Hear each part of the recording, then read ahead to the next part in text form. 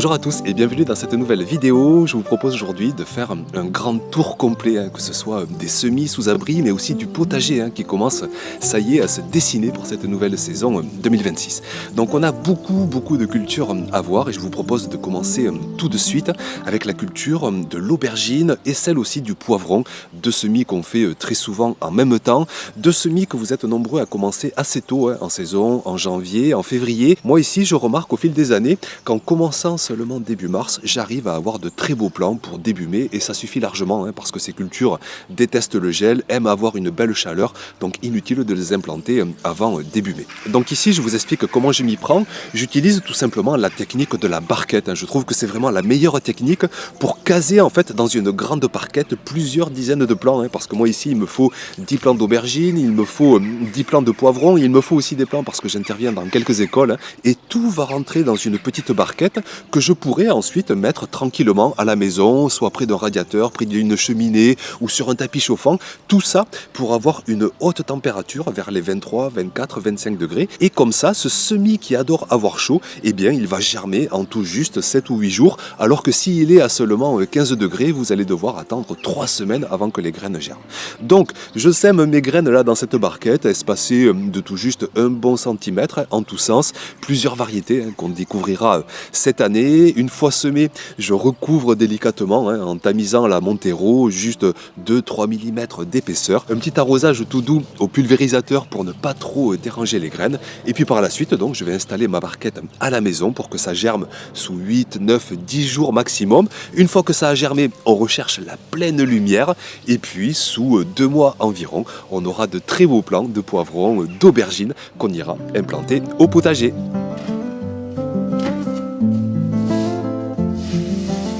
Ensuite, on passe à la culture de la laitue avec des semis que je vous avais montré que j'ai commencé dès le début du mois de janvier, ce qui fait que j'ai eu des plants qui ont été prêts dès cette fin février, que je commence, ça y est, à implanter en extérieur parce que, comme toutes les cultures que vous voyez dans cette vidéo, ce sont des cultures qui résistent au gel, qui se satisfont très largement de ces températures de mi-saison, autour de 10, 12, 15 degrés.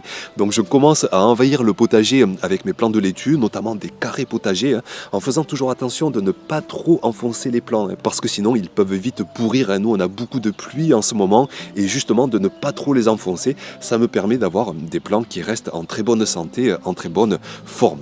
Je vous fais un focus un peu plus particulier sur un carré potager de tout juste 1 mètre carré. D'ailleurs je l'avais paillé avec une petite épaisseur de foin, vous voyez d'ailleurs que ça a germé en partie, c'est pas bien grave. Donc je dépaille tout ça pour planter avec un maximum de praticité. Je prépare mon sol juste avec un petit coup de croc, là j'ai un mélange de terre végétale, de compost végétal, tout ça est très meuble, très riche, très agréable d'ailleurs à cultiver. Et j'implante donc mes plants bien espacés de 30 cm en tous sens, que chaque laitue ait bien la place de se développer.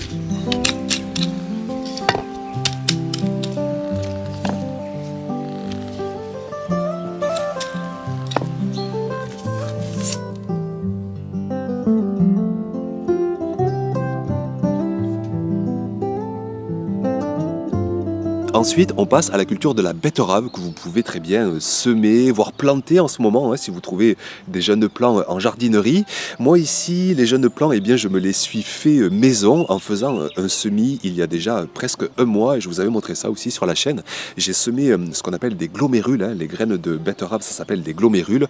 Une graine par alvéole, tout a très bien germé sous la serre parce que ces semis n'ont pas besoin de haute température comme les poivrons, les aubergines. Donc j'avais laissé la plaque alvéolée dans la serre et là vous voyez que ça y est, j'ai des beaux plants, j'ai même parfois des groupes de plants parce que chaque glomérule va donner parfois 2, 3 voire même 4 petits plants. Et bien je les laisse tous, ça fera en fait 2, 3, 4 betteraves regroupées ensuite à récolter en même temps. Donc là aussi je vais me mettre en carré potager parce que eh bien j'ai vraiment des grosses pluies là en ce moment qui font que j'ai le sol qui est souvent trop imbibé d'eau. Toutes mes jeunes parcelles sont impraticables et toutes mes anciennes parcelles elles sont déjà prises par des semis de fèves, de petits pois, de mange-tout.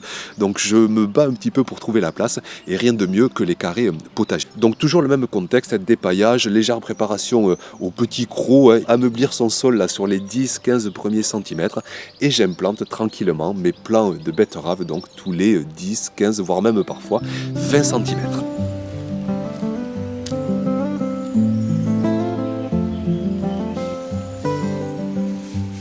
Avant de passer à d'autres cultures, je vous fais un petit point sur ma zone de compostage. Ça me fait penser chaque fois à Charles Dowding, hein. Je vous avais montré notre interview avec Charles qui nous montre le domaine des possibles avec ce qu'on appelle l'or noir du jardinier, le compost. On peut vraiment amender ses cultures uniquement avec du compost, tellement il améliore toutes les fertilités du potager. Et je voulais vous montrer vraiment l'importance de ce qu'on appelle ces matières structurantes. C'est Denis Pépin qui parlait de ça dans son bouquin.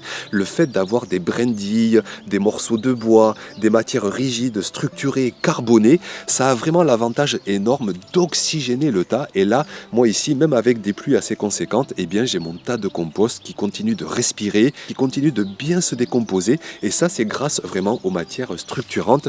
Et vous voyez qu'en tamisant un peu de ce compost, eh bien ça y est, il y a de l'or noir qui commence à se constituer. Je vais avoir des dizaines de kilos pour cette saison. Je vais le concentrer pour les cultures les plus gourmandes, les courgettes, les courges, les melons, les pastèques, les poivrons, les aubergines. 1, 2, 3 poignées de compost dans les trous de plantation mélangés à la terre. Et ce compost nourrira les cultures dans les semaines, dans les mois à venir.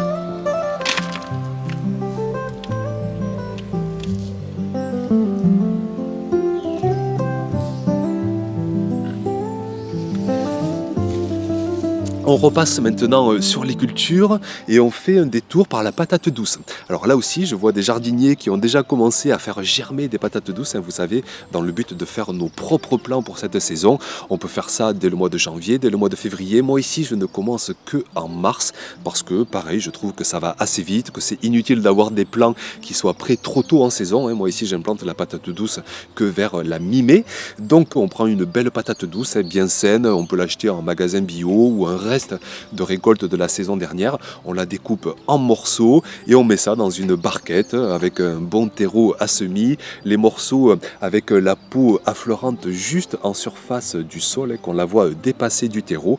On arrose ça et comme pour le semis de poivrons, de piments, d'aubergines, on essaie de mettre sa barquette à la température la plus haute possible. Donc je vous répète les solutions: près d'une cheminée, près d'un radiateur, sous une mini-serre derrière une baie vitrée au plein soleil, la température monte vite, ou sur un petit tapis chauffant. Et comme ça, on a une température autour des 22, 23, 24, 25 degrés. Et ça va germer beaucoup plus vite que si vous aviez une température de 15, 16, 17, 18 degrés.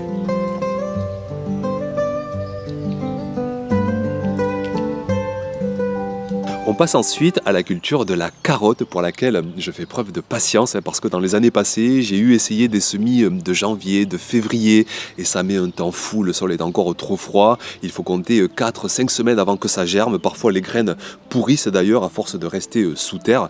Donc vraiment, patience avec ce semis. Moi ici sous climat doux, je peux commencer là ce début du mois de mars et si vous êtes sous climat frais, patientez encore plus, début avril, voire même début mai pour semer dans un sol pleinement réchauffé.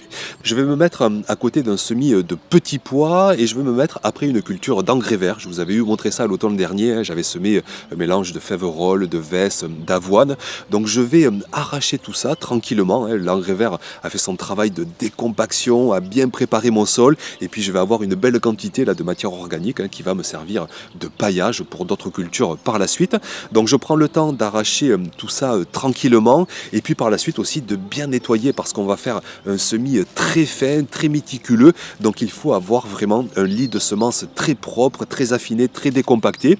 Donc ce que je fais, c'est que je passe un petit coup de croc par la suite pour aérer, oxygéner, désherber, enlever les racines qui restent, un petit coup de râteau pour enlever là aussi toutes les grossièretés, et puis en quelques minutes, me voilà avec un beau sol bien préparé, bien décompacté, bien meuble, bien enrichi aussi parce que l'engrais vert a l'avantage de capter de l'azote atmosphérique et le restituer dans le sol. Donc une fois ce sol préparé, j'ouvre 2 sillons sur bien 5-6 mètres de longueur et donc ça me fait plus de 10 mètres linéaires, l'espoir de récolter plus de 150 carottes, c'est vraiment une belle quantité, on croise les doigts que tout se passe bien. Et puis on passe au semis avec toujours la minutie qu'il faut avoir pour le semis de carottes. Moi ici j'essaie de semer une graine tous les centimètres, c'est trop dense parce qu'il faut une carotte tous les 4-5 centimètres, mais souvent il y a des limaces qui passent, il y a des graines qui ne germent pas, donc je préfère semer de façon plus dense, quitte ensuite à éclaircir le semis si par chance j'ai des plants tous les centimètres. Donc j'y vais tranquillement, avec minutie, avec attention, et on fait donc ce premier semis de carottes de la saison.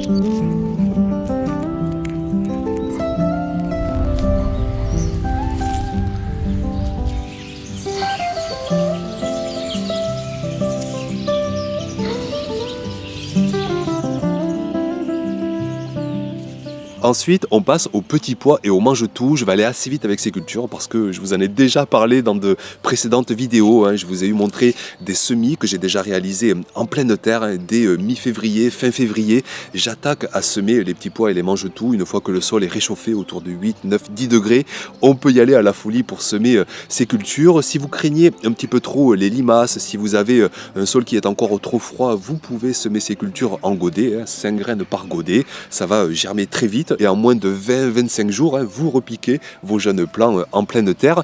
Et là, je vous montre juste un tout dernier semis que je fais de petits pois. Début à mi-mars, moi ici, ça y est, c'est la fin de mes semis pour ces cultures. Je me mets sur une parcelle qui était extrêmement amendée. J'avais mis du fumier grossier, des restes de culture, beaucoup de paillage, ce qui fait que j'avais bien 10-20 cm là, de matière organique en surface.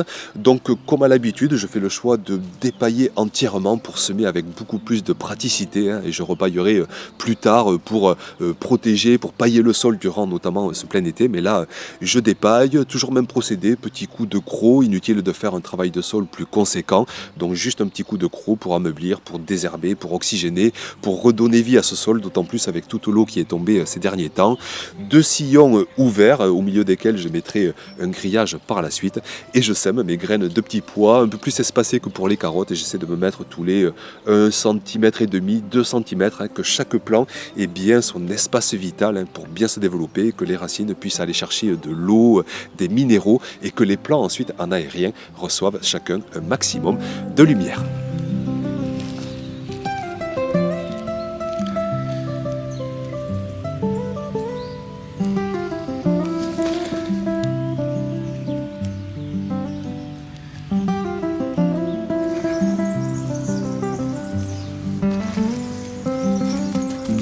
Ensuite, on passe avec ce beau soleil qui fait du bien, je peux vous le dire, après toutes ces pluies qu'on a ici dans le sud. On arrive à plus de 400 litres au mètre carré de flotte, c'est complètement dingue. Mais bon, au moins ça a l'avantage de recharger au maximum les nappes phréatiques et ça c'est quand même génial.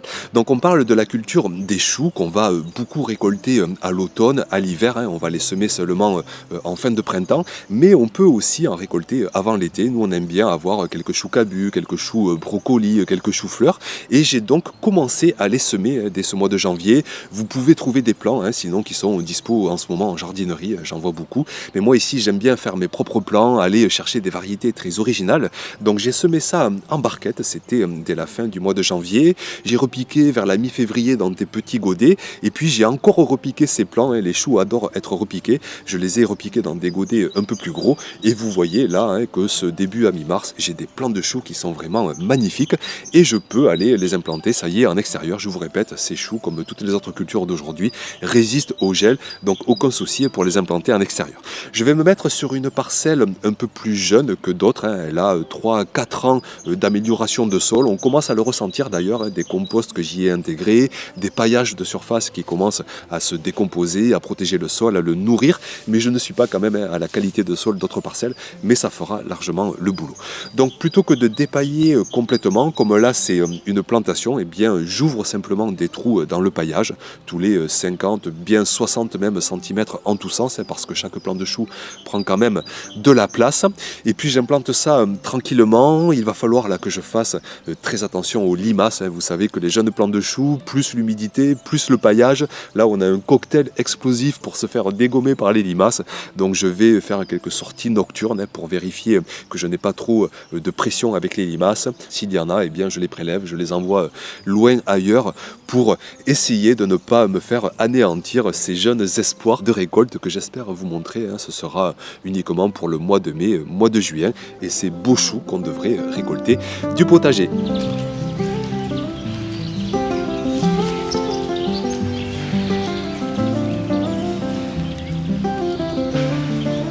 Et puis avant de voir les dernières cultures, je vous rappelle la sortie de mon tout dernier bouquin, Mes premiers pas au potager, partage de 15 années d'expérience. C'est un guide que j'ai essayé de faire le plus complet possible, à la fois pour les débutants, avec toutes les thématiques phares, des fiches culture extrêmement détaillées, mais aussi et surtout, j'ai envie de dire, 15 années d'expérience qui vous sont racontées de façon très incarnée. C'est un roman parfois, ce bouquin, avec des cultures pour lesquelles je vous raconte vraiment ma quête d'essayer de bien faire, travers les galères que j'ai rencontrées, je pense aux carottes, je pense aux choux, des cultures qui m'ont apporté tellement de difficultés. Et puis au fil des saisons, on apprend, on comprend. Je pense aussi aux thématiques essentielles, notamment la gestion de l'eau, où j'avais beaucoup d'idées reçues, beaucoup de croyances les premières années. Et puis petit à petit, j'ai essayé de comprendre au mieux cette pratique, d'essayer d'économiser la moindre goutte d'eau au potager. Et c'est tout ça que je vous témoigne dans ce bouquin.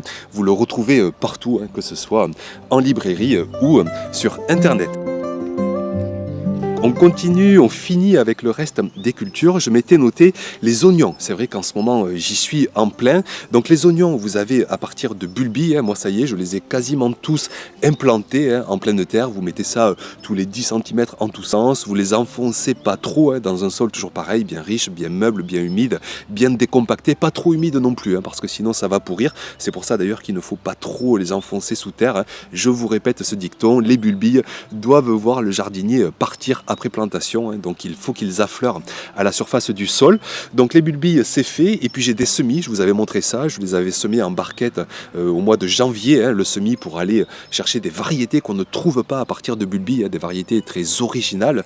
Donc là par contre le semis est très long, vous pouvez néanmoins le débuter en ce moment, vous planterez dans 2 mois, c'est jamais trop tard pour les oignons. Donc ces semis, vous voyez, ils commencent à donner de jolis plants, mais j'attends qu'ils soient bien endurcis, qu'ils soient bien costauds, et j'irai les implanter durant cette période entre mi et fin mars, ça va largement pour bien implanter les jeunes plants d'oignons au potager. Ça rejoint la culture de l'ail, où là aussi ça y est, mes cailleux sont implantés en pleine terre. J'en ai que j'avais déjà fait à l'automne, on peut implanter la culture de l'ail à l'automne avec des plants qui sont déjà bien avancés, je vous montre quelques images, et d'autres cailleux que je viens tout juste d'implanter cette fin février, début mars, et que vous pouvez faire en ce moment dans votre potager. On peut planter l'ail tout ce mois de mars, comme pour les bulbilles d'oignons, vous mettez des cailleux tous les 10-15 cm en tous sens, que chaque plant, toujours pareil, ait bien la place de trouver de l'eau, des minéraux, de recevoir une belle lumière, de bien s'oxygéner et d'avoir vraiment cet espace vital dont on a tous besoin en tant qu'être vivant.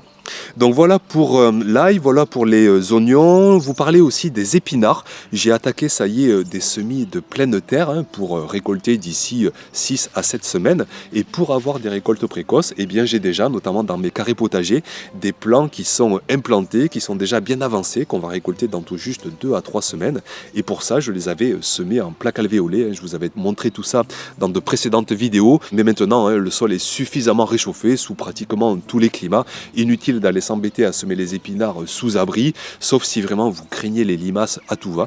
Mais sinon, vous pouvez commencer sans souci à semer les épinards en pleine terre, en carré potager. Vous ouvrez des sillons espacés de tout juste 10 cm, une graine tous les 2-3 cm, et en 5, 6, 7 semaines, vous aurez des magnifiques feuilles d'épinards dont vous allez vous régaler. Je vous montrerai d'ailleurs quelques images en cuisine.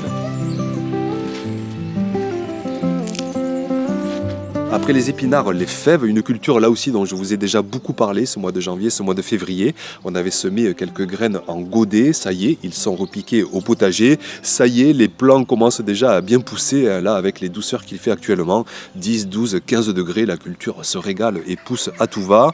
Des graines qui sont, elles, semées directement en pleine terre, par poquet de 3 graines tous les 30 cm. Vous pouvez les semer en ce moment à la folie chez vous. Ne tardez pas trop, parce qu'après la culture a vite trop chaud.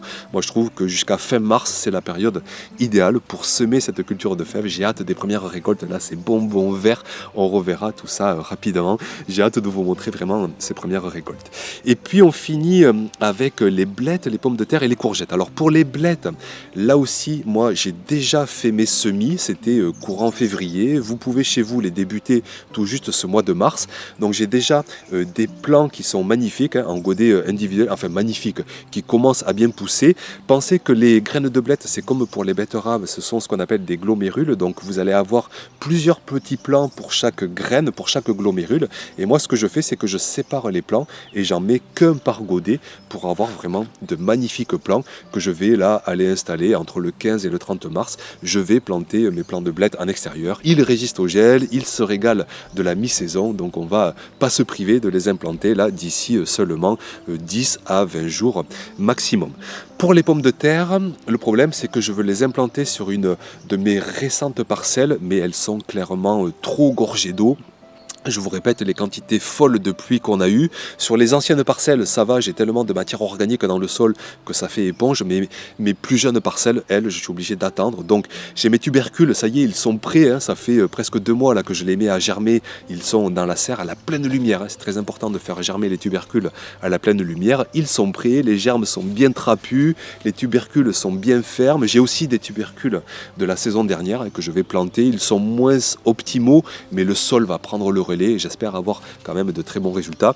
Donc plantation des pommes de terre d'ici, j'espère 15 jours, s'il ne pleut pas trop. Je dirais même dans même pas une semaine, hein, si par chance la météo s'arrête de pleuvoir et que le sol ressuie suffisamment pour pouvoir y planter mes patates. Je vous montrerai ça dans une prochaine vidéo. Et je finis avec un semis de culture estivale. Hein. Vous remarquerez que je ne vous parle pas encore des tomates, des melons, des pastèques, des tournesols, du maïs. Tout ça, on a largement le temps de le faire. Moi, je vais attendre mi à fin mars pour les tomates, ça suffit largement. Mais par contre, pour les courgettes, je commence à semer les toutes premières graines, juste de quoi faire 2 plants que j'aurai prêts pour la mi-avril. Les gels seront finis ici dans le sud et je vais pouvoir commencer quelques jeunes plantations. Mais attention, il fera encore frais, les nuits seront froides. C'est pourquoi je répète, hein, je pense qu'on peut faire preuve encore de patience pour ces semis de culture estivale qui vont quand même assez vite, entre 4, 5, 6, 7, 8 semaines maximum pour les tomates. Donc ça nous amène à la mi-mai si on commence seulement mi-mars. Hein. Donc on verra ça dans de prochaines vidéos pour semer notamment nos tomates et les réussir comme il faut. Donc voilà pour cette dernière vidéo. Vous voyez que c'était assez dense. Vous voyez que ça y est, la pleine saison 2026 est lancée. C'est génial, le potager qui commence à se dessiner. J'espère ici qu'on sera un petit peu moins embêté par la pluie et qu'on pourra se régaler à la folie. Merci beaucoup pour votre attention, pour être passé par ici. Et puis à très bientôt, bien sûr, pour de prochaines vidéos. Ciao!